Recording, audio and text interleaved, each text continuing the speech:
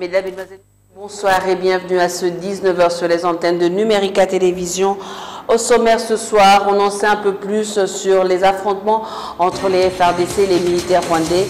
6 militaires congolais ont été tués selon le bilan présenté ce vendredi par l'armée nationale. Entre-temps, à Bukavu, les habitants ont manifesté ce matin leur colère contre l'insécurité. Ils ont barricadé les routes, mesdames et messieurs. Voilà tout pour les titres. Direction Bukavu, au sud Kivu, où les habitants de certains quartiers de la commune de Kadutu et d'Ibanda, dans la ville de Bukavu, ont exprimé leur colère ce matin contre le meurtre de 3 personnes tuées la nuit dernière. Ils ont barricadé toutes les routes pour manifester leur ras-le-bol. La police est intervenue pour les disperser. La dynamique de la société civile de Bukavu dit avoir recensé plus d'une trentaine de personnes assassinées depuis le début de l'année à Bukavu, dont plusieurs cambistes, d'où cette colère qui s'est exprimée spontanément dans les rues ce matin. Une manifestation contre le regain des sécurités a également eu lieu à Beni ce vendredi à l'initiative du mouvement citoyen Lucha.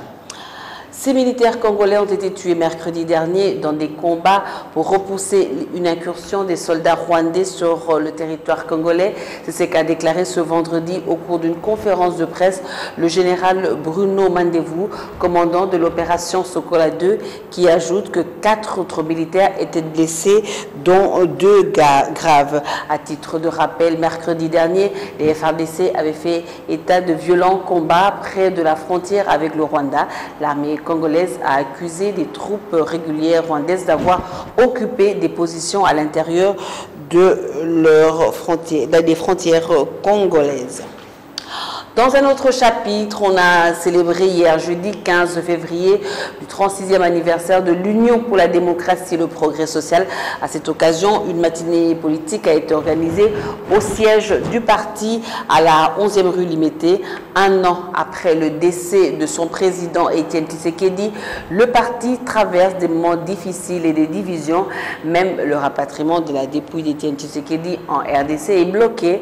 Le gouvernement et le parti se renvoient la responsabilité. Les détails dans ce reportage de Gloriane Seya. Je vous demande s'il vous plaît de vous tenir debout et d'observer une minute de silence. À cette occasion, une minute de silence a été observée en mémoire d'Étienne Tshisekedi et de tous les combattants de l'UDPS disparus. Cadres et militants de l'Union pour la démocratie et le progrès social ont rehaussé de leur présence la cérémonie commémorative de 36 ans de l'existence du parti. Pour un des cadres, l'UDPS ne servira pas de marchepied à d'autres forces politiques. Qu'à partir de ce 36e anniversaire, l'UDPS cesse d'être dindon de la face, marche-pied, béquille ou escalier de n'importe quel aventurier ou groupe des aventuriers, quelle que soit leur position et leur rang social. Nous sommes un parti d'action pacifique des rues. Nous ne sommes pas un parti de bureaux, de la radio, des journaux et des télévisions, et même des déclarations. De son côté, le secrétaire général de l'UDPS, Jean-Marc Abound, affirme que son parti soutient les initiatives du comité laïque de coordination. Tozali elongo na église catholique. Banda époque ya conférence nationale tozalaka na bango. Donc combat obiso tomenaka ponako délivrer peuple congolais, église a un appui. Par ailleurs, le congrès annoncé pour le 26 et 27 février a été reporté à une date ultérieure. Entre-temps, les tractations pour le rapatriement de la dépouille d'Étienne Tshisekedi piétinent à Kinshasa. Le gouvernement, les membres de l'UDPS et sa famille biologique se renvoient la balle. À l'occasion de cette célébration, Valentin Moubaké prône l'unité du parti afin d'honorer la mémoire d'Étienne Tshisekedi. L'ancien conseiller politique de l'opposant fustige les positions des uns et des autres au sein de l'UDPS. Il annonce la tenue d'un conclave dont les travaux préparatoires sont en cours afin de désigner les membres du directoire du parti pour la convocation du congrès extraordinaire à l'issue duquel le successeur d'Étienne Tshisekedi sera choisi. Félix Ilunga, Rikalambay, reportage. Depuis le décès du président de l'UDPS, Etienne Tshisekedi, il y a un an à Bruxelles, le parti connaît tant de divisions à son sein. C'est pendant cette période critique que l'Union pour la démocratie et le progrès social a célébré son 36e anniversaire, hier le 15 février. Si au siège délimité il y a eu une matinée festive, Valentin Mubake par contre, qui se réclame cadre de l'UDPS, a passé lui la journée dans la méditation. On ne peut entreprendre aucune activité festive. Vous savez que M. Tshisekedi n'est pas encore enterré, donc on ne peut rien faire d'autre. Aujourd'hui, nous ne pouvons faire qu'un message que nous allons porter à l'endroit et du peuple congolais et de la population UDPSienne. Il n'y a aucune activité festive à laquelle nous pouvons nous adonner. M. Tshisekedi n'étant pas encore enterré, donc le deuil est toujours là en ce qui nous concerne. Pour cet ancien conseiller politique d'Etienne Tshisekedi, l'unité du parti est un devoir sacré. En outre, il demande à ses pairs de ne pas organiser un congrès taillé sur mesure. L'UDPS doit être unie parce que c'est l'œuvre de Tshisekedi. Et cette œuvre-là est confondue avec l'histoire politique récente de ce pays. C'est ça la vie de Tshisekedi. Une seule personne ne constitue pas le directoire. Ça veut dire que nous sommes devant un vide juridique et on ne le comble pas autrement que par une concertation politique.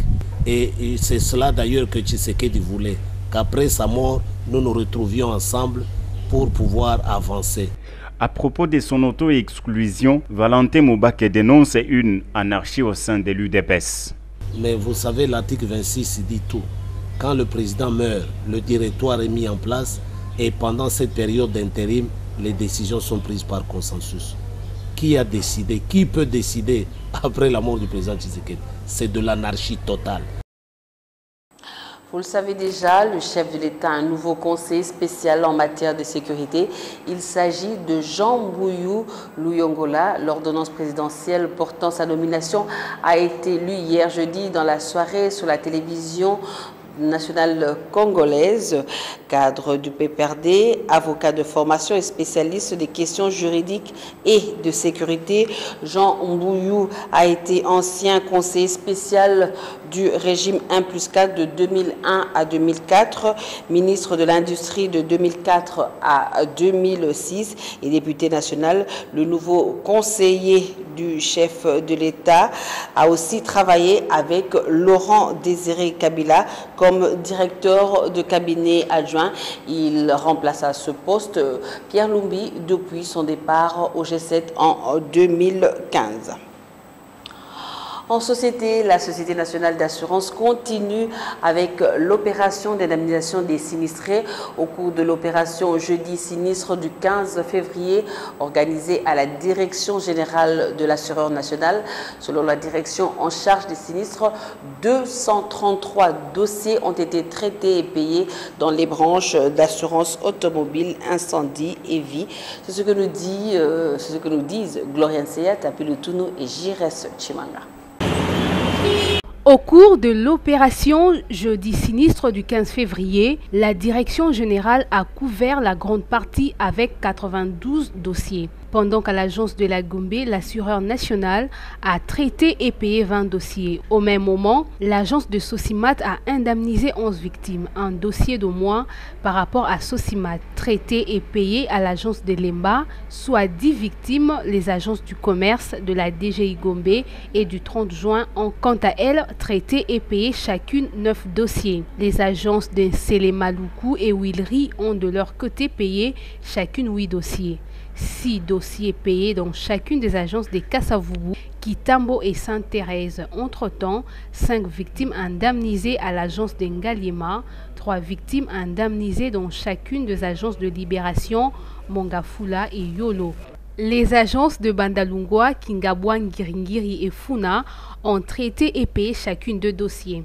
Enfin, un seul dossier a été traité et payé dans chacune des agences de Mbenteke et Ndolo. Depuis le début du mois de février, la Société nationale d'assurance a déjà traité et payé 686 dossiers. Quittons la République démocratique du Congo pour l'Afrique du Sud. Le nouveau président Cyril Ramaphosa a rendu hommage à Morgan Tsvangirai, décédé mercredi dernier de suite d'un cancer du côlon, soulignant que le défunt chef de l'opposition zimbabwéenne a joué un rôle déterminant dans la conduite de la politique de son pays. Mesdames et messieurs, place à présent la revue de presse. Les journaux parus ce vendredi dans la capitale ont été sélectionnés par Tapi Lutunou et commenté par Félix Ilunga. Revue de presse.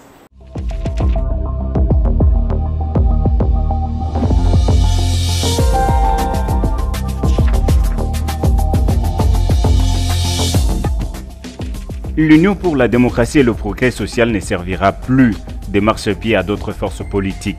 Le parti va désormais travailler à conquérir et exercer le pouvoir. Cette déclaration précise Forum des As et du secrétaire général du parti à l'occasion de la célébration du 36e anniversaire de l'UDPS. Dorénavant, explique le phare, l'UDPS va verrouiller ses structures dirigeantes comme celle de base pour barrer la route aux politiciens chasseurs de postes. Dans un autre chapitre, le chef de l'État a un nouveau conseiller spécial en matière de sécurité. Il s'agit, selon la prospérité, de Jean Mbouyou Luyongola. L'ordonnance de sa nomination a été lue sur les antennes de la télévision nationale. Il remplace à ce poste, indique Forum des As, Pierre Lumbi, depuis sa défection au sein de la majorité présidentielle en septembre 2015. Géopolis Hebdo s'intéresse à l'assemblée plénière extraordinaire de la CENCO qui se clôture ce samedi à Kinshasa. Dans son homélie, Monseigneur Marcel Outembi a déclaré que le carême est non seulement un temps de sacrifice et de mortification, mais aussi un moment de vitalité. Il est question, au cours de ces assises, rapporte La République, d'analyser les différents aspects de la crise politique ainsi que la situation sociale très difficile qui prévalent en République démocratique du Congo. Cette rencontre, ajoute le journal, permettra aux évêques de réfléchir, débattre et prendre des résolutions d'intérêt général à propos de cette crise. Et puis cette polémique autour de la thèse de l'ancien Premier ministre Augustin Matata Ponyo. Selon Congo Nouveau, la thèse Matata Ponyo fait jaser politiquement, mais pas scientifiquement. Le journal explique que les irrégularités décriées par le professeur Mabi Mulumba dans la procédure n'entament en rien le fond de ce travail intellectuel apprécié. Merci Félix pour cette revue de presse. Mesdames, Messieurs, c'est par ici que prend fin ce journal. Pour le revoir, vous pouvez nous suivre sur notre page télé YouTube, Facebook. Sur notre page YouTube. Vous pouvez resuivre ce journal sur YouTube et visiter notre page officielle Numérica TV. Mesdames, Messieurs, ce journal est complètement terminé. Retrouvez demain à 13h Gloria Ncea pour l'édition de la mi-journée. Moi, je vous retrouve la semaine prochaine. Au revoir.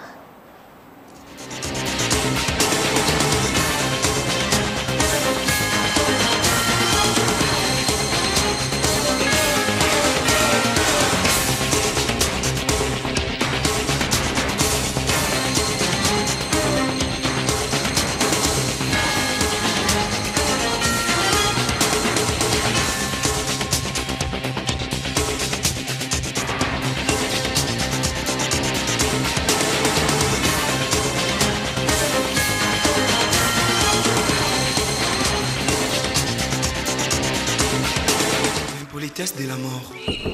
Promenade sans retour pour les pêcheurs. Monsieur Corné Moulumba, la famille Jean-Lukusa Boukassa, ainsi que la famille André Moujangi ont le regret d'annoncer aux amis et connaissances la disparition de leur sœur et parente, Madame Marie Chioyi Moujangi, décédée à Kinshasa le dimanche 4 février 2018. Le programme des funérailles se présente comme suit. Samedi 17 février à 12h, levée du corps de la morgue de l'hôpital général de référence de Kinshasa, ex-Mamayemo, et veillée mortuaire en la salle Kojak, située au croisement des avenues Force et Gambela. Dimanche 18 février, 12h, culte religieux, 13h, inhumation au cimetière de Kinkole, 15h, bain de consolation en la salle Kojak. Ce communiqué tient lieu de faire part. L'impolitesse de la mort. Promenade sans...